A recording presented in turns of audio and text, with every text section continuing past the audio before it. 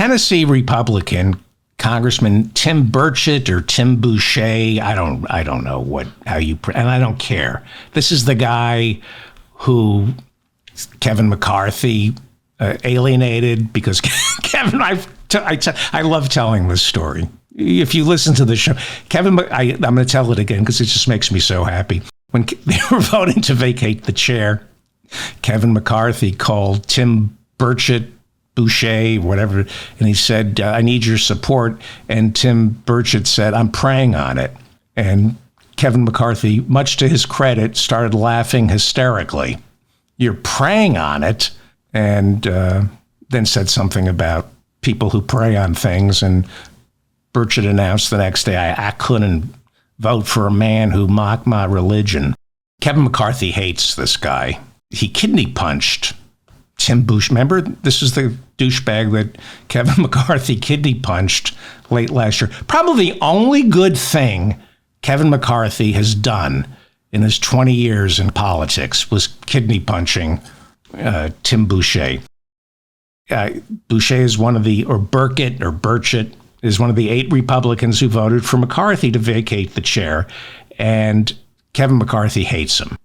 He says that Burchett loves the sound of his own voice and never saw a bank of microphones that he didn't want to pontificate in front of.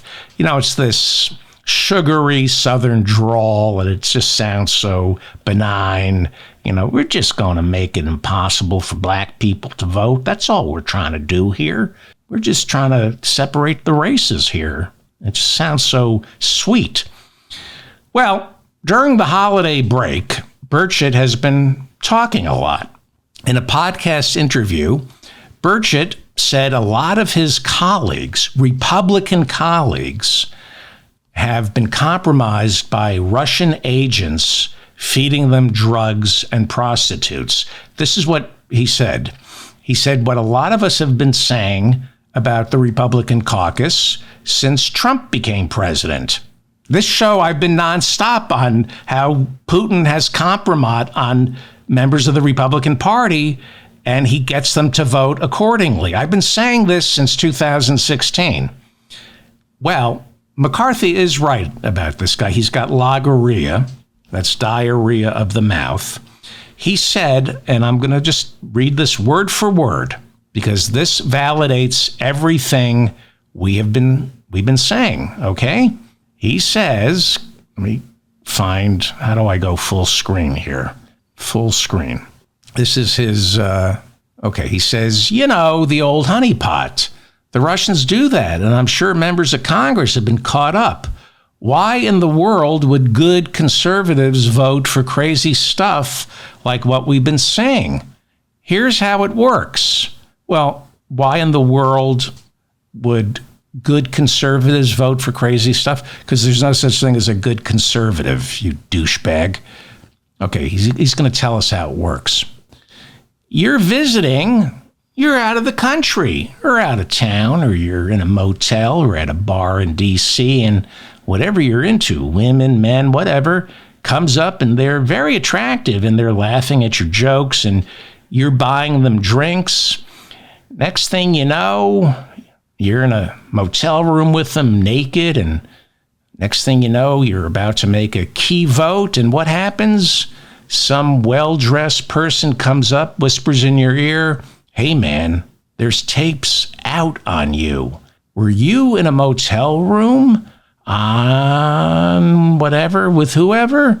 And you're like, uh-oh. And they say, you really ought to not to be voting for this thing. And what do? It's human nature. What? Human nature? Really? Maybe for Republicans.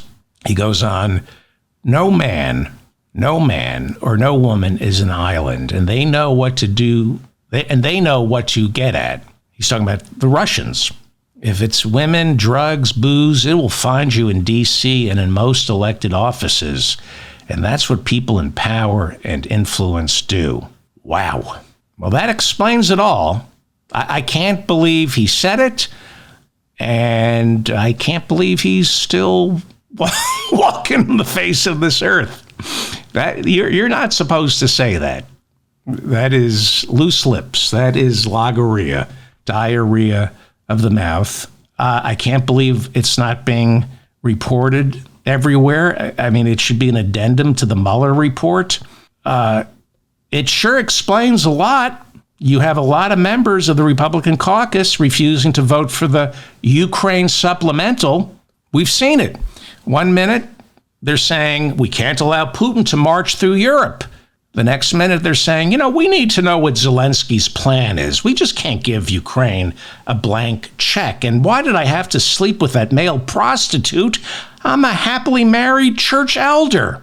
House Majority Leader Steve Scalise is leaving Washington to get stem cell treatment for his cancer. And that means Republicans can only afford 2 defections. Otherwise, none of the spending bills can pass the House. If you remember, they threw George Santos out. Then McCarthy quit. Congressman Bill Johnson of Ohio is bowing out earlier than he promised. And that leaves Speaker Mike Johnson with essentially a 2-vote majority. That gives a lot of power to whomever, right?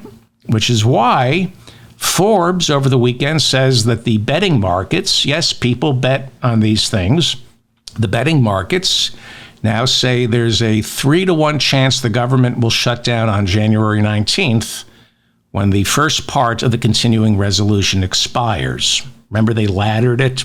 The Washington Post says 20% of the federal government's funding has been rolled into that first continuing resolution. So what are we going to expect starting Monday? They're going to be talking about rolling shutdowns, right? The first ladder expires on January 19th, and that means there will be no more funding for the Department of Agriculture, military construction, the Department of Veterans Affairs, the Department of Energy, the Department of Transportation, or the Department of Housing, Urban, and Development. There is the potential here of a partial shutdown. And if you listen to the speaker, when he went down to the border, Republicans in the House are itching to shut the government down. They're going to claim it's over border security, but what they really want to do is shut the government down. Congressman Troy Nehls said on Wednesday he doesn't care what kind of bipartisan deal comes out of the Senate. He's not voting for it. He said, not if it helps Biden. He said it. You're not supposed to admit that. You're supposed to say, well, this bill didn't go far enough. You don't say, not if this helps Biden. See, the truth is Republicans don't care about the border. They need an imaginary crisis to run on. If they actually made a deal to address the plight of the migrants, they'd lose their cudgel. They'd have nothing going into 2024. There's nothing you're going to be able to offer House Republicans when it comes to the border that would be good enough. Which means if Mike Johnson genuinely wants funding for Ukraine and some nominal funding for the border, he's going to have to put on his big boy pants and work with Democrats. And he can't. That's seppuku. He's down to a 2-seat majority. All it takes is 2 Republicans to kill a Ukraine border supplemental. So unless Johnson reaches across the aisle and gets Democrats on board, what happens? What happens? If he does that, the honeymoon for Mike Johnson is already over. And a lot of Republicans say, for appearance sake, they can't vacate the chair again. But there are members of this caucus, and all you need are, I think, less than 8 now, who are going to turn on him. I have no idea. It's going to be a bloodbath. Mike Johnson has 2 choices. He can govern, and by governing, lose the speakership, or he can cater to his own people, the far right, and shut the government down. And what? keep it shut down until January of 2025 when we have a new Congress? I mean, I do think Republicans go big. Like Trump, when you nominate Trump, you're going big. And a permanently shut down government, I mean, to have the government completely shut down for the year, would that work politically? I don't know. No, it wouldn't. I don't know what happens. It's time right now for the David Feldman Show. So get your ears on right, buckle in.